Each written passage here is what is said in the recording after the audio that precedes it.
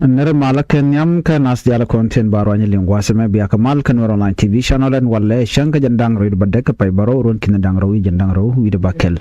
ban lerin kon lat kro en ban ka linken yam ban ro che ke kid gwang leader Simon Gadwe jolte ke news net link yen ka online ke social media ke lat kro dien ke ler to link yen ka kenet kon la jitaran kenet kon gurgi jeno de kon bat ke la gor kan no de loy dan dere jak so gor jeno be alarm dan le rode ko biya more information ketin kon lat ko den biya kangach yendial kan kon wen yam gwas me mi jiram jidit kan online TV channel ko gui ke YouTube ke gui je ka Facebook gore jeno jin der subscribe ko the notification bell der je twain ko mi te kala mi bre da shamala shi bige je ka pet bana we kam dan gor kon no de kon gwas me report yam gwas men ban kwen gwas me kimen banling chikwana ngaje no teka korm jitore which ka Sudan kam Sudan army can rapid support for dio je shaling ka te ka chala tin long ka kor gwaze dani pa dong ni ro ni dok te shwe ka ta dan len ngaro din geje yes kurche to ka kam Sudanese ni karodian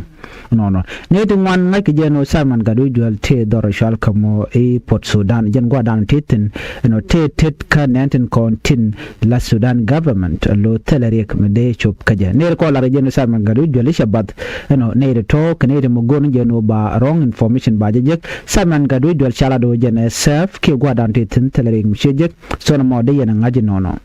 ka kwiko dan ci to kam kuma Sudan karwade na mo telemenang sa Sudanese neten telemenang kwar sa Sudan ten telemenang Simon Gadu dolten ko kam din karodien so ke reporten chalat ka chanon gwaseme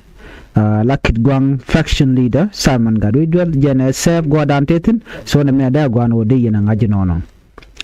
ate ke report mi chalat gwaseme SPLM aigo kidgwang faction te ga jom chalat gwaseme kata dan lat ke kuin kware jere ka so Sudan lat ken lo ne ne shike self ke mi yadi kana condemn cause lat ken no an election one sided election kan shiken mandan chalat self ke mi yadi chicken met keje so kujemo lat ken no shine lo mandan la roda jogane diala no nena enemy la roda re wiki juba ka ko inquiry no de yana disregard ke de yana logo no shit talk tele ko inquiry mde lat quikel ka te ka pardon to ngod jor ma report mo chalat SPL mayo kit gwang lat kan no chiko kon pardon ma lat ka self ke me yadit go no jeno ba wej ba jadak ke be kuma sa Sudan be jadak so janta dan den ngaro din ke ja kuma Simon Gadu jwal la kit gwang faction chicken ta dan chana ne ka je deni Uganda people fan for sikana condemn pela do man chala de Uganda ka kaje keji kanti gwabidana sikan South Sudan people fan for sikana jutin ka sikana displacement civilian sikala do sikana condemn kana me yega daram nong self ke me yadit ko mu wich chama tana ke diskel Michel National Army te de togono de ne de chali Uganda ti de ka bare wich ka kuje mo shikan kuma Uganda shikan condemn kana UPDF tele model no ngre wi ka so Sudan baram dan no nga self kem yadi de kana me che chong chikala no melatke kuma self kem yadi kana kuma Uganda jakane so Sudan isko big jack anjo me ejom dewe kana ideal no SPL mayo kit gwang faction chicken kum Uganda UPDF chicken condemn commandant let kana rewi ka so Sudan ka border kana me dungmi right now ka tokel lantame Uganda chicken konde yong ka border to jomo chajalat ke chajalat kum SPL ayo kit gwang faction marai ka Simon Gadu dwal ka kuje moment bana ngajene ala kuma SPLA ayo kidgwang faction ken chare ala ga chide mengai kone ne ka gwate dan chiga ba ke self kim yadi de node de Simon Gadu dwal dere we re we kijuba ne ka jen 2025 e chiwe mi Simon Gadu dwal chewe winimi de we la kwer ka taye dan ngai keje me dan ci Simon Gadu dwal che delegation ne ke chiga jak ka kore me chi kurbuto kana sir gwade cha dag ma char chaje yenten cho kana no en me dan ji kana ya pinga ne self kim yadi chuben fail ke kana laslet na mo che gap che jemi nong ne ka gwase dan en o telemal mi cham lalet ke che selbi ke lalet ko selbi ke mi yadi la gur no bena beka shep ke bedwa badan de na de winda bere yar ke je bejelat che ka do bi ka lat ne ken Simon Gadu jol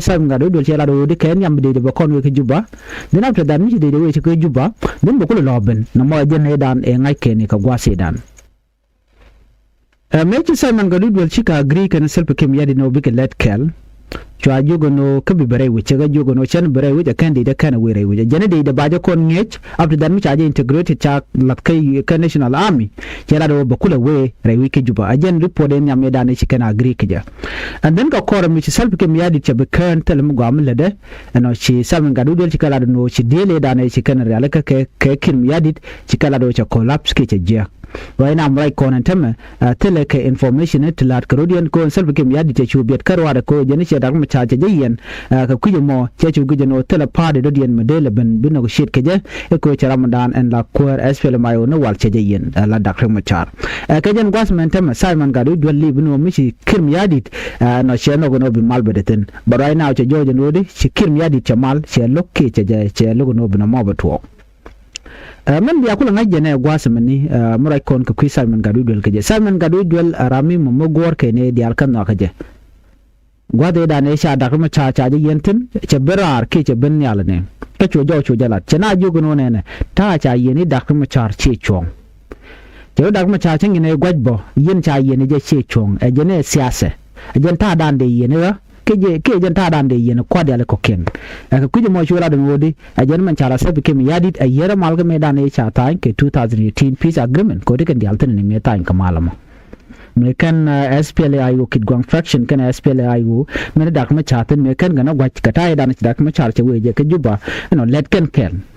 shukan malamo shukan atany malamo jen kula de tinan wala man chal ke reply peace agreement but after that she said became yadi chete ko ken chego nyoko mele deka jen men yana tema no shungwani chika gwach no chi SPLAIO kidgwang fraction kan chula do de tin ko lat ke sel became yadi chine matkaka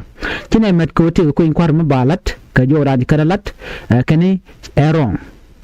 kani tele ko inkwar mi de lat no ka te tung wanto gam nei kon dia la ko inkwala ja lat ke mi cha population census cha lat ka cha permanent constitution cha tuk ka cha security arrangement cha tuk chit ke medan e cha ta in 2018 peace agreement but te dia la to kan kwala libo but che kan chi kan we gostian